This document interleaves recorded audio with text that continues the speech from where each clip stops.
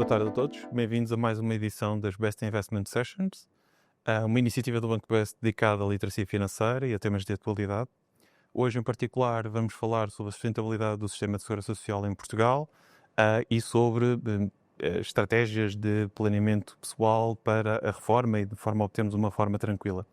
E para este efeito, temos aqui dois convidados especiais, a Cristina Duarte, principal da Mercer, especializada em pensões e benefits de empresas, e o João Pina Pereira, que é Chief Investment Officer de GNB Gestão de Ativos, e que tem uma longa carreira da gestão de ativos em Portugal. Digamos que um dos ícones da gestão em Portugal, já com uma larga experiência. Nós, durante esta sessão, vamos falar um bocadinho sobre e tentar dar resposta a qual é a sustentabilidade do sistema de segurança social em Portugal, que estratégias é que cada um de nós pode adotar de forma a conseguir planear a reforma e ter uma reforma tranquila. E vamos também fazer aqui uma comparação entre o sistema de pensões português e alguns sistemas internacionais. E ia começar precisamente por aí, porque a Mercer acabou de divulgar este mês o estudo do Global Pensions Index de 2025. O estudo faz uma comparação de mais de 50 países, internacional, onde lá está também representado Portugal. E Cristina, pedia-se que nos explicasse um bocadinho o que é este estudo e que conclusões é que chegaram. Claro, muito obrigada. Primeiro de tudo, agradeço ao Banco Best este convite. É com muito gosto que hoje estou aqui a falar deste tema tão pertinente, que é a sustentabilidade das pensões da Segurança Social e os desafios que temos em termos de reforma. E tocou num ponto, realmente, a semana passada a Mercer lançou a 17ª edição do nosso estudo do Mercer CFA Institute Global Pension Index, que é um estudo que estuda os sistemas de pensões em todo o mundo. Eu, se calhar, até trago aqui uma infografia e posso pedir para vocês verem aí em casa.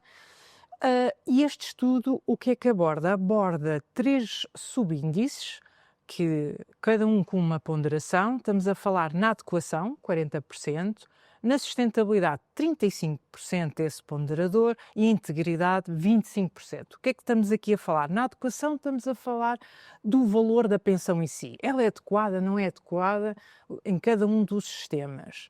Na sustentabilidade estamos a falar aquilo que, como o nome indica, a sustentabilidade, o que é que entrega, o que é o valor da pensão e de que forma é que o pode entregar ou não e se tem recursos para o fazer, o sistema. E a integridade, estamos aqui a falar em termos de regulamentação, em termos de governo, dos próprios sistemas. Alertar que este estudo diz respeito aos sistemas de pensões, quer público, quer privado. E isto é muito engraçado e é onde vamos ver as grandes diferenças. E eu vou mostrar, sem mais demoras. Perdão. Muito bem. Como é que Portugal se posiciona neste estudo? Nós estamos na 25ª posição, estamos acima da média, não é mau, e podemos ver que estamos muito bem em termos de adequação. Porquê? A nossa taxa de substituição, e explicando aqui o que é a taxa de substituição, a taxa de substituição é o valor da pensão face ao último salário, e nós temos ainda das taxas de substituição mais elevadas da Europa. Quando comparamos Portugal com os outros países, temos os valores mais elevados. Portanto, em termos de valor, em termos de adequação, estamos muito bem. Estamos, em termos de posição, na 5ª posição, ao contar do início, portanto, estamos nos primeiros lugares. Quando olhamos para a sustentabilidade, cá está, para entregar este valor tão alto de pensão, temos um problema de sustentabilidade. Temos. E aqui nós estamos nos valores de baixo, ou seja, estamos em 7º lugar a contar do fim, o que é mau. Nós temos aqui realmente um problema em termos de sustentabilidade. E que estamos a ser demasiado generosos neste momento. Estamos. Ok. E porque faz-nos este problema de sustentabilidade, não conseguimos conseguir, e já vamos ver também porquê. Em termos de integridade, aqui estamos bem, estamos nos primeiros lugares, também estamos no 9º lugar a contar do início. O que é que nos leva a este problema da sustentabilidade? É o peso estar todo no Estado, está todo na Segurança Social, em termos de pensão, e há uma baixa percentagem coberta por ativos financeiros, por planos de pensões privados, muito baixa, que é este gap que faz com que a sustentabilidade do sistema não esteja bem, quando comparamos com os outros países. E, claro, também o nível de dívida do Estado que tem perante as pensões. Cá está tudo aqui interligado. Indo às recomendações e do que é que os outros países fazem aqui de diferente e o que é que o nosso estudo diz para aumentar, então, em termos de sustentabilidade. Devia haver um aumento de coberturas, de contribuições, de planos privados. O segundo e o terceiro pilar serem mais fortes. E, claro, a redução do nível de dívida do Estado perante as pensões e, portanto, libertar aquilo que nós chamamos o primeiro pilar, que é o Estado, e passar a ter mais complementariedade, um segundo pilar mais forte e um terceiro pilar. Portanto, é isso o que o estudo nos traz relativamente a este. Já agora, que exemplos é que existem de países que possam estar, digamos que no topo deste índice e que Sim. práticas, ou seja, Sim. o que é que os modelos destes países têm de substancialmente diferente do nosso que os permite ter melhores notações? Muito bem. Nós temos, em primeiro lugar, temos os Países Baixos, logo em seguir temos a Islândia e depois a Dinamarca. E o que é que acontece nestes países? Por exemplo, a Islândia tem a obrigatoriedade, aquilo que nós dizemos o auto-enrollment, ou seja, é obrigatório as empresas fazerem uma contribuição para os planos privados. Estamos a falar em 11,5% do salário, em todas as empresas é obrigatório o segundo pilar. E os colaboradores, para o terceiro pilar, estamos a falar 4%. Na Islândia é obrigatório existir estes planos privados. O que liberta, cá está, o sistema do Estado, que tem as pensões mínimas, garante, mas é muito divulgado o segundo e o terceiro pilar. Nos países baixos, o mesmo, o segundo pilar também está muito forte, porque normalmente, até por setores profissionais, é obrigatório também os planos de pensões privados. Portanto, é isso. E a maior parte em sistemas de capitalização. Ok. E o nosso sistema não é um sistema de capitalização, ou pelo menos na sua grande maioria, não é? Não, e aqui até também vai acabar por... Eu vou-vos mostrar aqui um slide que... perdão, é este, aqui, que traz isso mesmo. O nosso grande também problema em termos de sustentabilidade é realmente o facto que o nosso sistema é de repartição. O que é que isto quer dizer? Os atuais ativos é que estão a financiar as pensões dos seus pais, dos seus avós, e são os atuais ativos. Quando olhamos aqui e para ver em termos de valores o que é que vai acontecer, e aqui como fonte foi o Banco de Portugal e o Aging Report, o que é que nós assistimos? Vemos que as projeções mostram que a população vai diminuir, e estamos a falar em 2070 se calhar menos de 1 milhão, quase 1.400.000 de habitantes que vai reduzir, ou seja, uma redução na taxa de crescimento da população, e depois vemos aqui o rácio de dependência dos idosos face à população ativa. Ou seja, vemos que a população com mais de 65 anos aumenta e a população ativa, aquela que cá está, que está a contribuir para fazer o pagamento das pensões, está a diminuir. E este rácio a diminuir, para sistemas de repartição, é muito mau. É isso que faz com que depois não haja a tal sustentabilidade. Portanto, países que têm já sistemas de capitalização estão à frente. Estão menos vulneráveis a esse efeito demográfico. Sem dúvida. Ok. Sim. João, já agora se calhar perguntava-lhe, que tem uma vasta experiência aqui no mercado português, como é que nós chegámos a este ponto? Ou seja, como é que nós chegámos a este ponto em que acabamos de ter agora neste momento um risco de dificuldade, não obviamente agora no curto prazo, mas a médio prazo, de sustentabilidade do sistema de segurança social público, não é? E, por inerência, como é o principal em Portugal, de todo o sistema de pensões.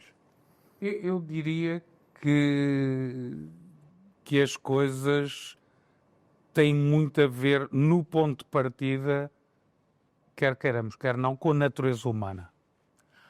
Ou seja, algo, e eu diria que a natureza portuguesa ainda é mais específica que a natureza humana.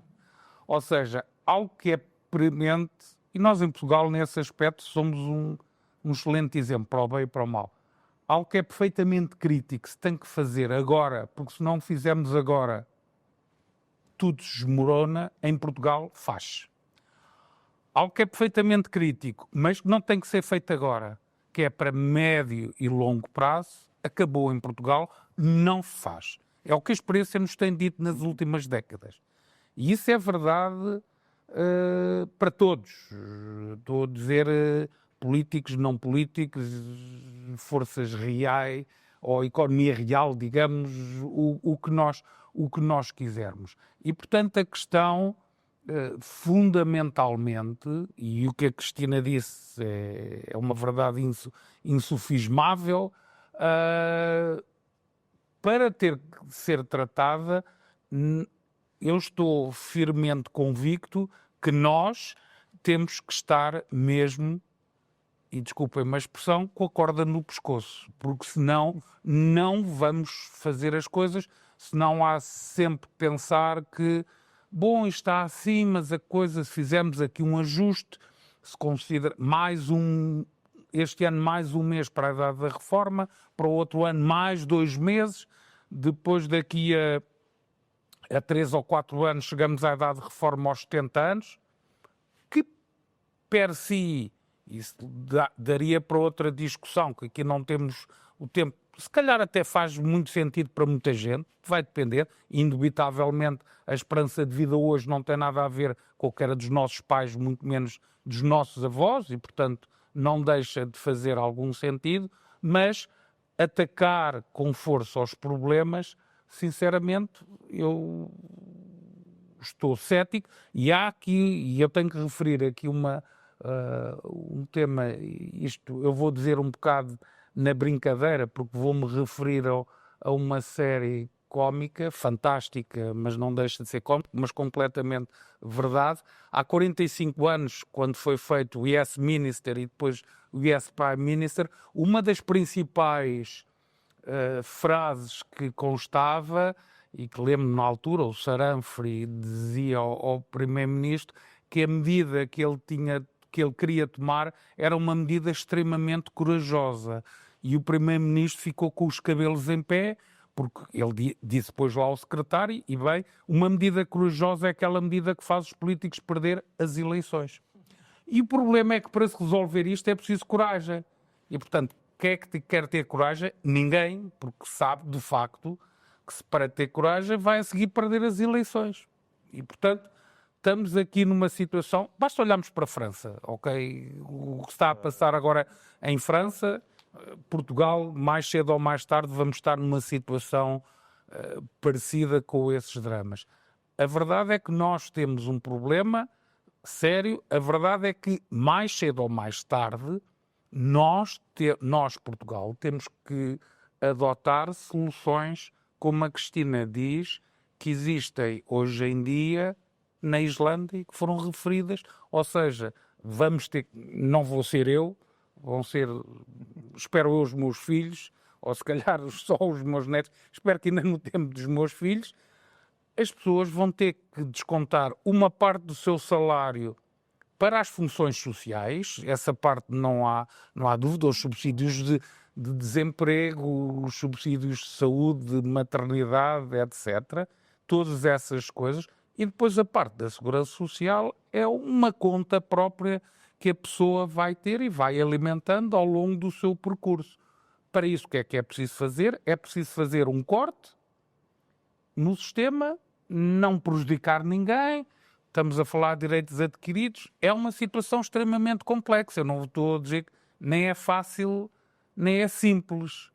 E lá está, é preciso muita coragem e provavelmente quem assumir essa coragem pode ficar nos livros da história, mas no primeiro passo provavelmente vai perder as eleições, não é? Mas isso significa, isso lá está, porque o nosso sistema começou de gênese por um sistema de redistribuição, não é? Ou seja, quem está neste momento a trabalhar está a pagar as reformas das pessoas que são neste momento reformadas. 5 trabalhavam e 1 reformado, os números funcionam. Quando é o inverso, como temos um drama. O rácio cada vez aumenta. Quando é o inverso é um drama, não é? Exatamente. E como é que se faz essa transição? É possível fazer esta transição sem dor? É.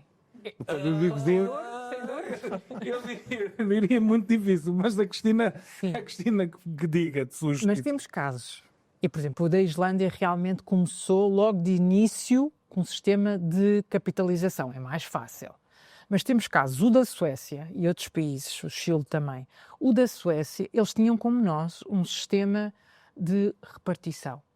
E o que é que eles fizeram? Eles mantêm, as pessoas fazem as contribuições para o sistema de segurança social, só que não é para...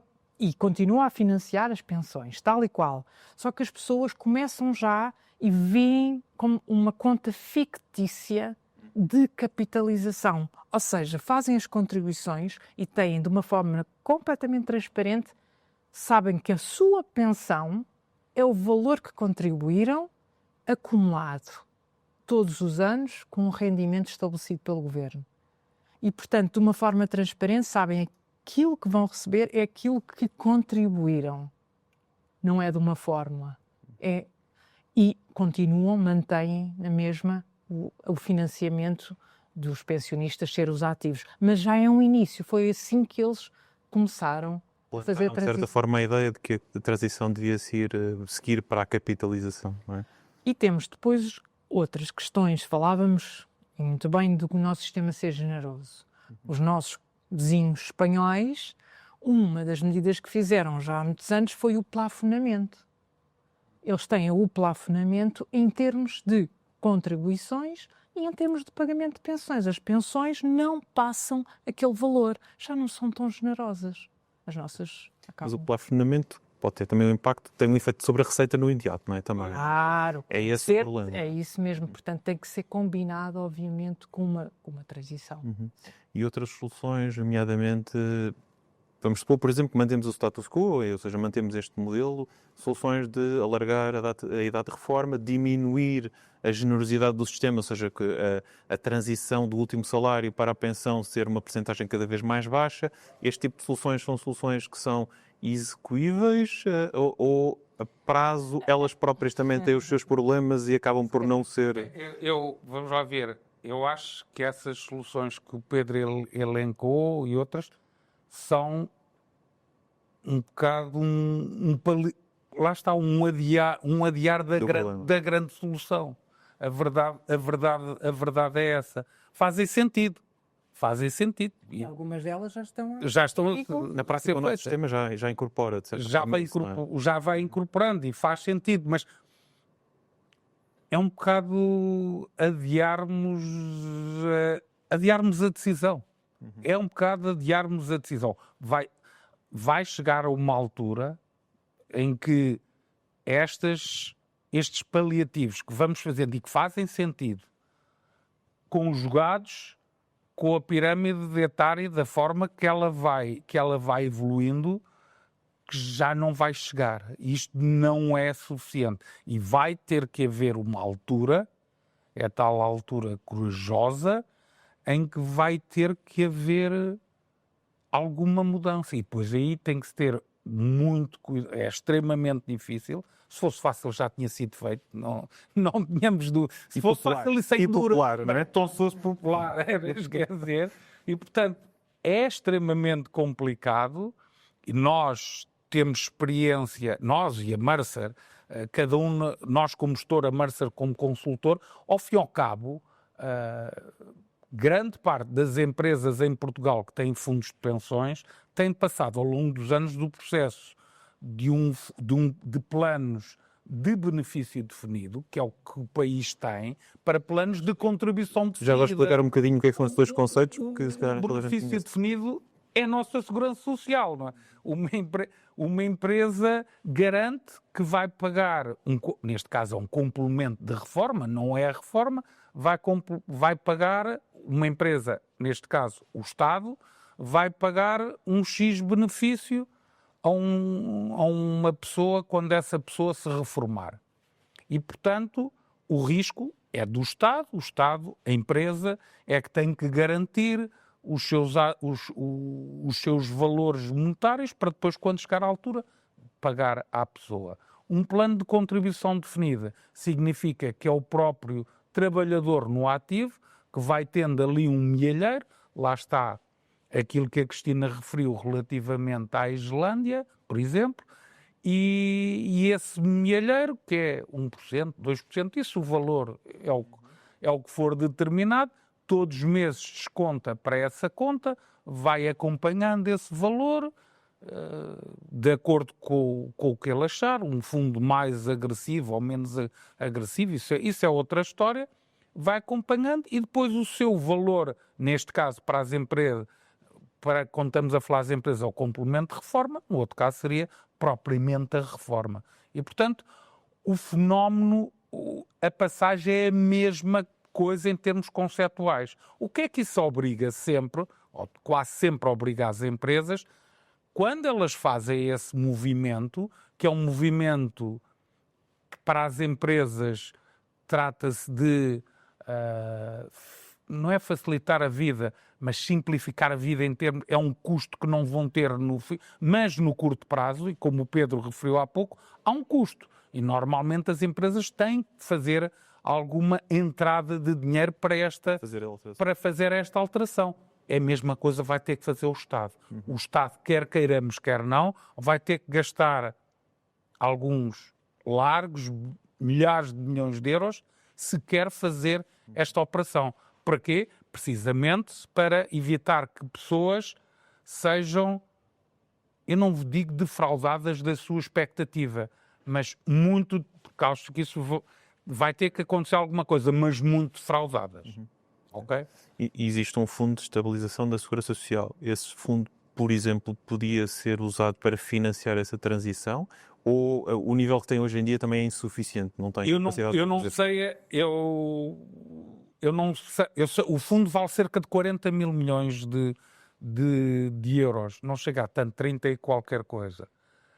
Isso poderia ser um tema para outra sessão, para debatermos, começando logo pelo o tipo de ativos que estão nesse fundo, mas isso, repito, era para outra situação. A primeira resposta é, sem dúvida, esse fundo existe para ele ser utilizado, não é para despesas correntes, mas quando for verdadeiramente necessário. E, a meu ver, não há situação mais necessária do que uma revolução. É uma revolução que estamos a falar profunda no sistema da segurança social. Não quer dizer que se utilize todo, mas se queremos fazer alguma revolução, e a palavra não é inocente, parte do fundo vai ter que ser utilizado. Mais, e agora vou ser, de alguma forma, não sei se é polémico, mas vou introduzir outro tema. Nós temos ouvido falar muito no ouro, ok? Todos os dias somos bombardeados na televisão, nos órgãos de comunicação, o ouro tem tido uma ótima performance e é um ativo de refúgio. Tudo isso é verdade. Portugal, felizmente, é dos países que tem mais reservas de ouro. À data de 24, final de 24, Portugal era o 14º país do mundo que tinha mais reservas de ouro. Se olharmos para o rácio reservas de ouro PIB, éramos o terceiro. À frente do Líbano, o Uzbequistão, há de haver situações específicas para o caso deles, Portugal terceiro. Em relação à Espanha, éramos 4 vezes mais o rácio. Os países europeus mais próximos, quer os grandes, quer os pequenos, são a Polónia e a Holanda, 3, 4 pontos percentuais abaixo de nós. O valor total das nossas reservas de ouro é superior ao valor do Fundo da Segurança Social. Porquê? Porque o ouro este ano subiu 50%. Valorizou significativamente. 50%. Ok? Nos últimos 2 dias desvalorizou quase 10%, mas mesmo assim está quase nos 50%. Ou seja, o ouro vale quase 45 mil milhões de euros, mais do que o Fundo de Segurança Social. A pergunta que eu faço, obviamente, e que os responsáveis têm que fazer, e que Miguel Cadilho fez há mais de 30 anos, ele advogou na altura que o ouro se utilizasse precisamente para se resolver a situação da Segurança Social, já não era, na altura, Ministro das Finanças, e eu acho que tem que ser equacionado. Ou deveria ser equacionado, porque senão eu acho que não há dinheiro que chegue só com o Fundo da Segurança Social. É curto. Sim. É Como curto. diz o João, provavelmente enquanto não for uma emergência imediata, dificilmente vamos ter Vamos decisões andar concretas. aqui, e desculpa, utilizando uma expressão popular, encanar a perna à rã. Andamos aqui a ver se não nos cai a nós, quando estamos lá nas decisões, fazemos outras coisas, inauguramos umas coisas, avançamos, fazemos uns aeroportos que são importantes, demoramos o tempo. Pronto, as coisas fazem. Esta é a mais dolorosa e mais difícil, não é? Mas que pode ser faseada, não é? Exatamente, mas tem que ser. E tem que haver uma. E agora. Não vou entrar aqui em política, tem havido imensas eleições, eu não vou dizer que estamos fartos de eleições, as coisas são o que são, tem havido muitas eleições, mas para esta situação da segurança social se resolver, tem que haver um amplo entendimento dos partidos políticos, não pode ser o PSD ou o PS ou um bloco de direita ou um bloco de esquerda, tem que ser um tema praticamente não político ou muito pouco politizado. Senão não vamos andar nisto. Neste caso é verdadeiramente uma reforma estrutural. Não é? Se há Não, palavra em que se aplica... Daquelas que se perdem votos, por isso todos têm que lá estar, porque, ok, ninguém vai perder votos, porque estamos lá todos, não vão passar do A para o B, porque o B também lá está, não é? Portanto, não existe esse risco. E Cristina, conseguimos perceber ou é possível mais ou menos estimar quando é que isto vai ser efetivamente uma urgência? Ou seja, quando é que isto vai ser insustentável? Na prática é esta a pergunta. É possível ter uma ideia, obviamente assumindo pressupostos, não é? Porque nós não sabemos o que é que vai acontecer nos próximos anos, não é? Sim. Nós vimos que as projeções dão ali que em 2040 a sustentabilidade que já começa cada vez pior, mas vai ter o pico, por assim dizer. Portanto, eu diria... E 2040 podemos pensar que ainda temos bastantes anos, mas está a virar da esquina. Portanto, porque acho que isto tem que ser algo também faseado, deveríamos começar já. Há grupos de trabalho, e o Governo tem grupos de trabalho que estão a pensar no tema, mas depois fica tudo no papel, não é? Tem que agora haver a ação. Nós, Portugal, temos sido bastante prolíficos a fazer livros de várias cores acerca da segurança social. O verde, o branco, pelo menos eu lembro-me. Sim. Espero que quando chegar ao arco-íris nós consigamos ter alguma solução, com toda a sinceridade. Não estou a ser aqui um bocado irónico, mas acho que sim. Temos que fazer alguma coisa, verdadeiramente. Não é? Okay. Bom, isto já chegamos um bocadinho à conclusão de qual é que é o diagnóstico do nosso sistema atual. Efetivamente... Temos as más notícias, não é? Exatamente, o que significa que, quem não quiser ficar à espera de uma decisão governativa e não quiser deixar as coisas do lado das decisões políticas, pode começar a preparar-se, não é? Ou seja, quem está neste momento a trabalhar, quem ainda não está reformado, pode tomar algumas medidas, pode fazer pela sua vida, por assim dizer, ou pela sua reforma, e pode ele próprio preparar-se. Que soluções é que nós temos? Ou seja, que alguém que está em casa, que nos esteja a ouvir e que esteja a pensar na sua reforma, o que é que pode fazer e o que é que deve fazer? Ou seja, quais as melhores estratégias que pode adotar? Eu só pegando aqui nessa questão, que é muito importante, é que nós todos temos um papel importante na nossa pensão. Nós às vezes deixamos um bocadinho para o Estado ou para a empresa, mas realmente nós temos nós próprios um papel muito importante. E há uma questão que nos colocam regularmente, que é quando é que eu devo começar a poupar? E a maior parte diz, quando tiver 40, 50. Não. A nossa resposta é, para começar a poupar, deve ser ontem. Eu trago aqui uma infografia só para vocês lá em casa conseguirem ver visualmente. Eu vou aqui avançar. Só visualmente este impacto. E nós, quando falamos com os colaboradores das várias empresas, dizemos sempre e trazemos um bocadinho este slide, que é para verem em números o impacto que é começarmos a poupar mais cedo e a importância que isso tem. E nós temos aqui um colaborador imaginem, com 25 anos e outro com 55. E ambos começam a poupar com o mesmo, 50 euros mensais. E aqui nem é tanto o valor em si, porque se calhar 50 euros é capaz de ser um bocadinho elevado, mas é mais para verem o impacto que tem a idade. O com 25 anos, quando chegar à reforma, que aqui estimamos 67 anos, nós estamos a falar de quase 90 mil euros que ele vai acumular. Claro que utilizamos um pressuposto de crescimento de um fundo de pensões, mas estamos aqui a falar quase 90 mil. Quando olhamos para para a tal idade que, quando nós perguntamos qual é a idade, dizem-nos só a partir dos 50, 55.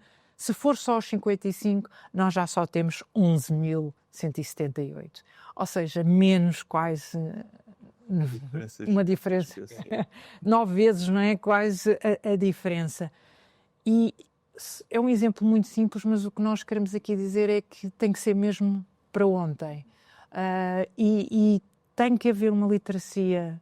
Começa na escola, nós estamos bem melhor do que aqui há uns anos. Já há bastantes programas de literacia, a própria Autoridade de Supervisão de Seguros e Fundos de Pensões faz junto das escolas este género de programas, mas temos que ir mais longe, temos mesmo que mudar a mentalidade, há bocadinho o João dizia bem, do português, para uma cultura de poupança. E temos que ser nós próprios a fazê-lo, e quanto mais cedo, melhor. Melhor. Já agora só explicar, se calhar, João, um bocadinho estes números. Isto não é só o efeito porque eu poupo mais, porque estou a poupar desde mais cedo. É também o efeito de capitalização dos juros compostos, O basicamente. efeito de capitalização é perfeitamente dramático. Não há... Nós aqui neste exemplo que a Cristina trouxe, e está aqui nas letrinhas, temos ali um crescimento anual do valor, portanto os 50 iam sendo naturalmente atualizados pela inflação, mas assumindo 2%, que é o valor da inflação atual, e parece-nos lógico. Portanto, faz sentido considerá-los disso. E estamos a falar de um rendimento anual do fundo de 4%. Eu aqui vou ser um pouco radical. Estes valores com 4% é isto, mas alguém que tem 25 anos e que começa a poupar e deve fazer, se puder, os tais 50 euros, ou mesmo se não forem 50 euros, se forem 30 euros, mas basicamente, e com toda a franqueza, quem tem 25 anos e está a poupar para a sua reforma, deve ir atrás de rendimentos, não de 4%, mas rendimentos mais altos. E rendimentos mais altos para quem tem 25% não é dizer, vou meter em coisas... Outra vez, desculpe a linguagem, coisas maradas, não é isso que eu estou a dizer. Ou mais exóticos, não estou a falar nada de exótico. O que eu estou a dizer é aquilo que a história nos ensina. E a história nos tem ensinado, basta olharmos para o índice S&P dos Estados Unidos, que tem mais de 100 anos de história, num período de 40 anos, não há nenhum período de 40 anos em que o mercado de ações não dê retornos francamente positivos e acima de ativos alternativos. Quando estou a dizer alternativos, taxas de juros. E, portanto, alguém que tem 25 anos, se este quadro tem algum, eu não vou dizer defeito, não é defeito, mas se peca para alguma coisa, até acaba por ser por defeito. Exatamente, conservador. Em princípio, alguém de 25 anos deverá, ao longo dos seus 42 anos, ter um retorno superior a 4%. A verdade é essa. A verdade é essa. Não é isso que eu estou a dizer para a pessoa de 55 anos, mas para o jovem de 25 anos, em princípio, ele vai ter um retorno bem superior. E acreditem, não estão aqui os números, passámos de um retorno de 4 para 5 ou para 6, aqueles valores muito mais do que... É exponencial, ok? É exponencial, não é... uma coisa, são mais de 300 euros ou mais 1.000, não, nem mais 10.000, é mais do que duplica esses valores. Okay? Depreende-se, né, do que o João está a explicar, as soluções não têm que ser necessariamente as mesmas, podem ter 25, 35, 45, 55. Não é? Definitivamente. Ou seja, o nível de risco que eu devo assumir deve ser ir sendo ajustado. Eu vou usar aqui as palavras da nossa conterrânea Maria Luísa Albuquerque, que disse há bem pouco tempo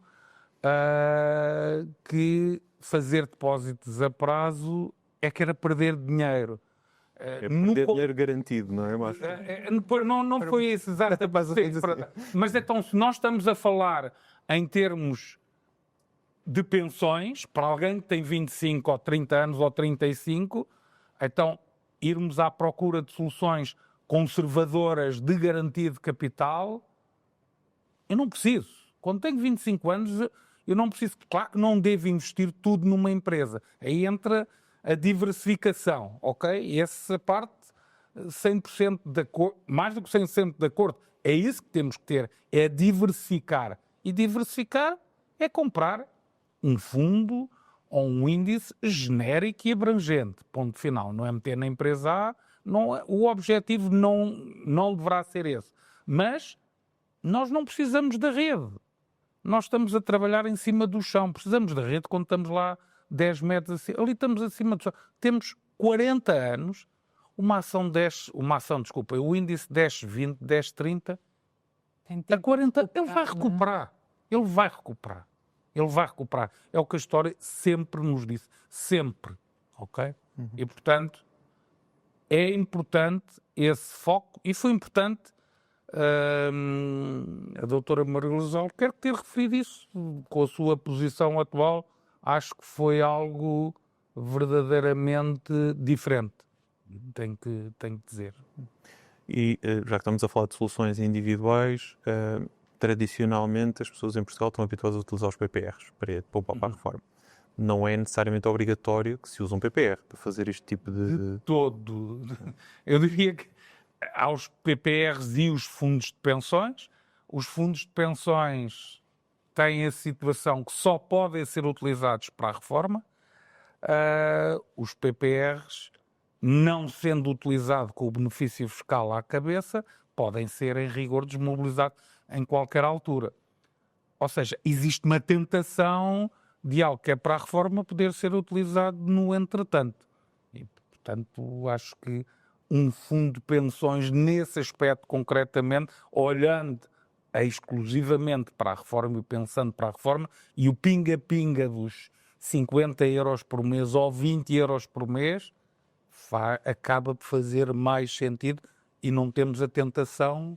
Mais é uma sentido coisa terrível. Porque obriga mesmo a manter até à Obriga a reforma. manter a cabeça, não há fuga. Quer dizer, há algumas fugas, se houver acidentes pessoais na vida da pessoa, mas pensando na sua situação normal, é o dinheiro que depois vamos usufruir na nossa reforma. Há muitos clientes que têm esse receio de ficar presos e ter uma eventualidade na vida, algo que possa acontecer e que não está necessariamente depois coberto pela possibilidade de ser resgatado num fundo de pensões e acabam talvez por isso escolher as outras opções. Por PPR.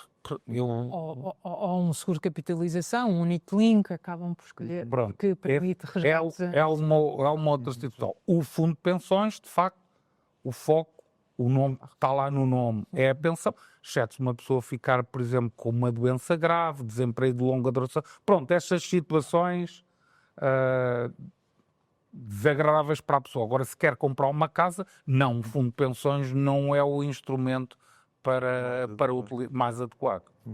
Mas lá está, voltando, o tema aqui da casa, os PPRs também têm sido um bocadinho utilizados por um instrumento político, em algumas situações, precisamente para permitir depois atacar o tema da habitação. Quando tivemos agora o tema do Covid, também houve a possibilidade de fazer os resgates. Sociais que são saudáveis e importantes, mas pronto. E que depois acabam por comprometer a reforma mais tarde, não é? A verdade é essa. Eu diria que a nível até corporativo para as empresas, os fundos de pensões acabam até o produto em si fazer mais sentido, porque cá está, é o verdadeiro plano de pensões, que está a proteger os seus colaboradores para a reforma. E é que a empresa, e nós assistimos, a empresa faz uma contribuição e normalmente dá a possibilidade do colaborador também poder, se quiser voluntariamente ou não, utilizar o mecanismo e fazer contribuições. Muitas das empresas, quando isso acontece, fazem uma contribuição que nós chamamos de incentivo, ou seja, fazem quase como um prémio de fazer uma contribuição adicional pelo facto do colaborador contribuir. E, portanto, acaba por ser um win-win, que é as empresas puxarem e preocuparem-se e terem responsabilidade do colaborador na reforma e os próprios colaboradores terem a oportunidade de poderem poupar e terem um mecanismo, e sem dúvida que o fundo de pensões aqui faz todo o sentido. Dizer também aqui uma nota, que um dos estudos nossos da Mercer diz que 79% dos colaboradores, quando são inquiridos, dizem que confiam nas empresas para lhes mostrar o caminho e os produtos que devem poupar.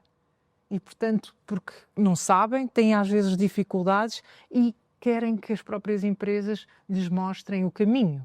E, portanto, aqui acaba por dar às empresas um um papel muito importante nesta escolha dos fundos de pensões. Ou seja, porque lá está, temos o sistema público, temos a possibilidade de poupanças individuais para a reforma, mas na realidade também existe a possibilidade das empresas fazerem contribuições, terem aqui contribuições particulares para fundos de pensões a favor dos colaboradores, não é? Mais um pilar, por assim dizer, O segundo pilar. o segundo pilar de contribuição para a Eu segurança. diria que para esse pilar que existe já hoje em dia, que tem alguma importância, mas ainda é uma importância relativa reduzida. Quando olhamos para o quadro geral, e nós tivemos, aí sim, com o Dr. Miguel Cadilho, então Ministro das Finanças, no final da década de 80, que foi quando os fundos de pensões privados apareceram em Portugal.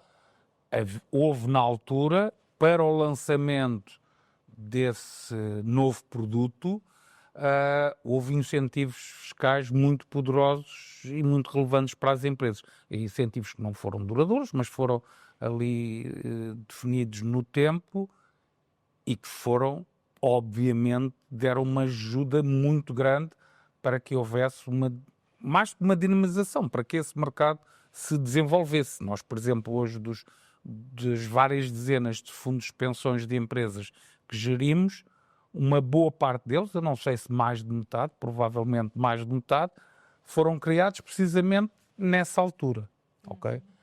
E, portanto, se nós queremos potenciar essa área, eu acho que vamos ter que ter aí algum... Não quer dizer que seja fazer o mesmo que foi feito há 40 anos atrás, ou há 35 anos atrás, mas vai ter que ser feita alguma coisa, algum incentivo, alguma perda de receita momentânea no curto prazo por parte do Estado, é isso que nós estamos a falar, para depois, mais tarde, haver um alívio das contas públicas. Não é?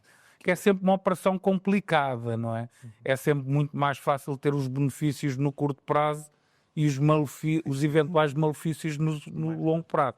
Ao contrário, é muito difícil, eu compreendo. Mas lá está, o instrumento da fiscalidade tem um peso muito importante nas decisões dos investidores, não é? E daí também a popularidade dos PPRs pelo efeito do benefício fiscal proporcional à coleta, não é?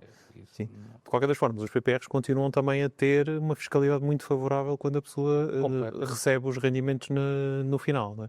Na prática são o instrumento mais...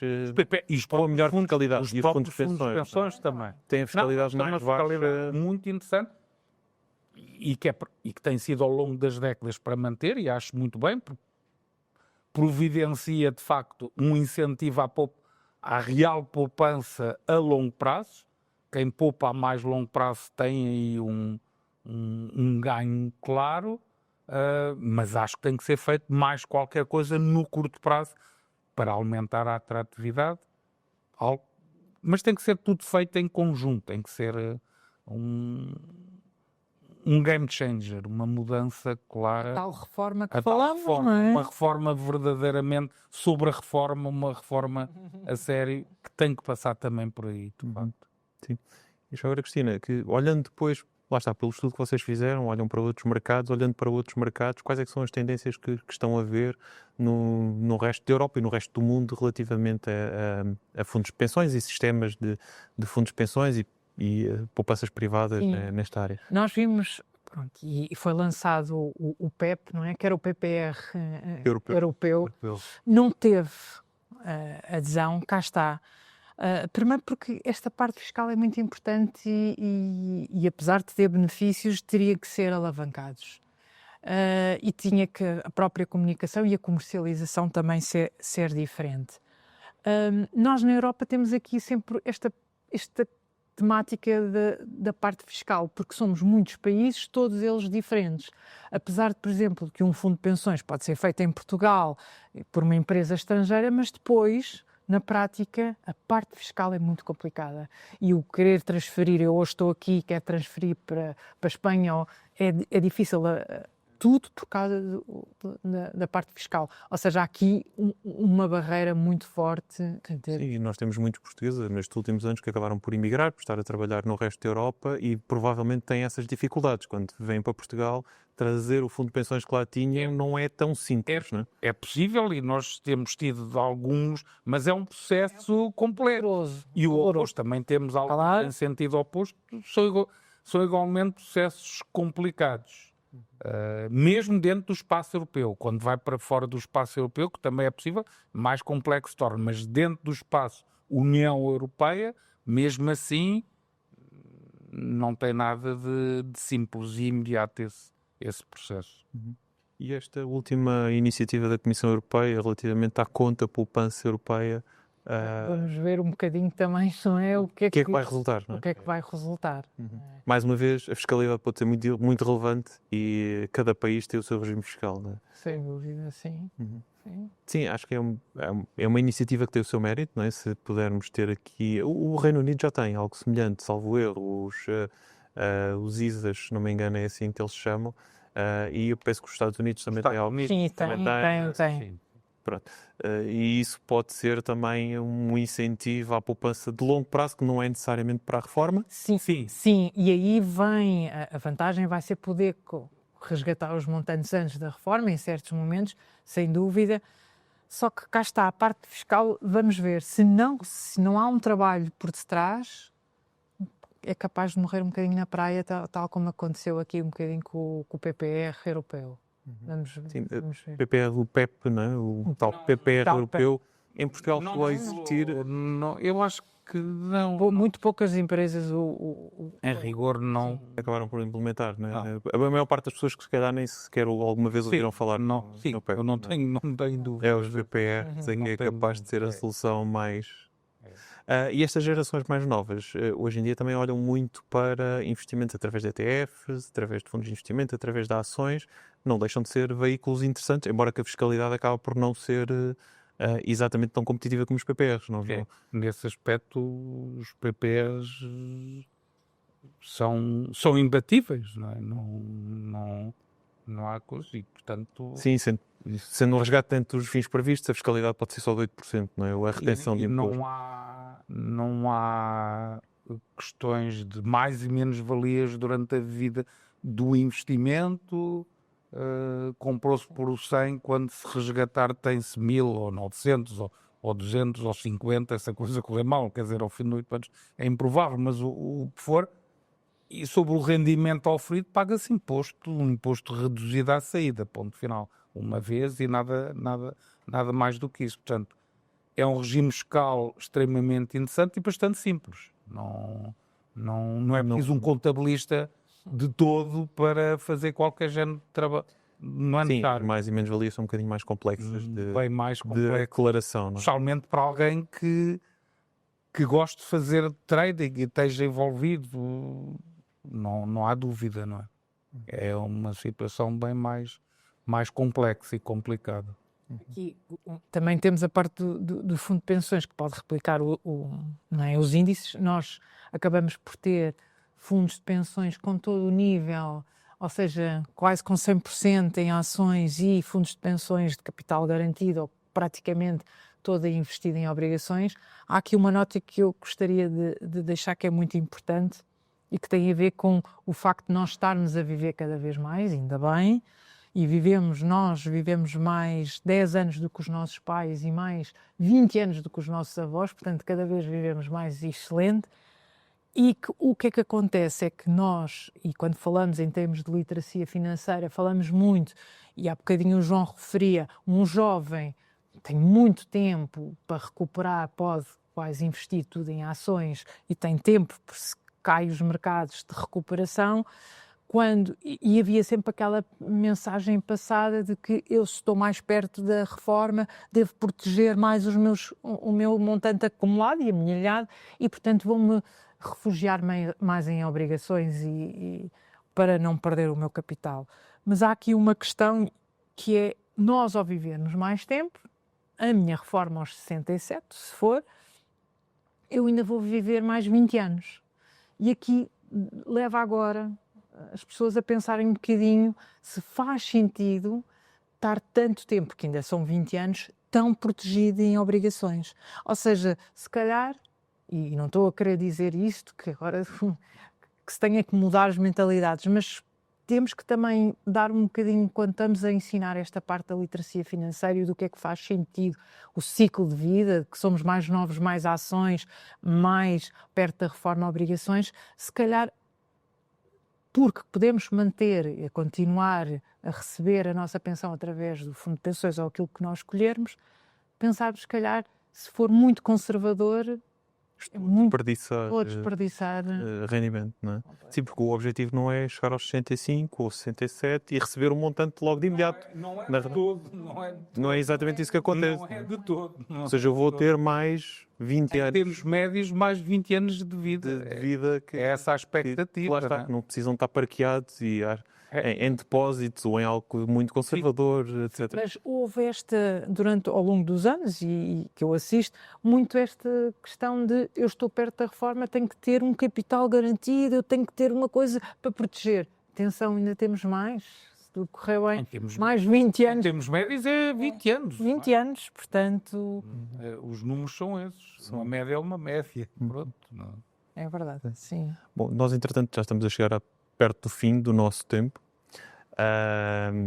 Bom, penso que a conversa foi elucidadora do qual é o estado da segurança social neste momento e que efetivamente nós temos que, enquanto não há interesse político ou vontade política de tomar algumas opções, temos que nós tomar nas nossas mãos a nossa estratégia de reforma e sermos nós a tomarmos algumas medidas e a fazermos os nossos complementos de reforma. Acho que ficou mais ou menos claro essa perspectiva. Eu queria agradecer a todos os que lá em casa acabaram por ouvir aqui o nosso webinar, agradecer a vossa participação, que é muito valiosa, Obrigado. a vossa experiência claramente é uma mais-valia nesta matéria. Apenas uma nota final.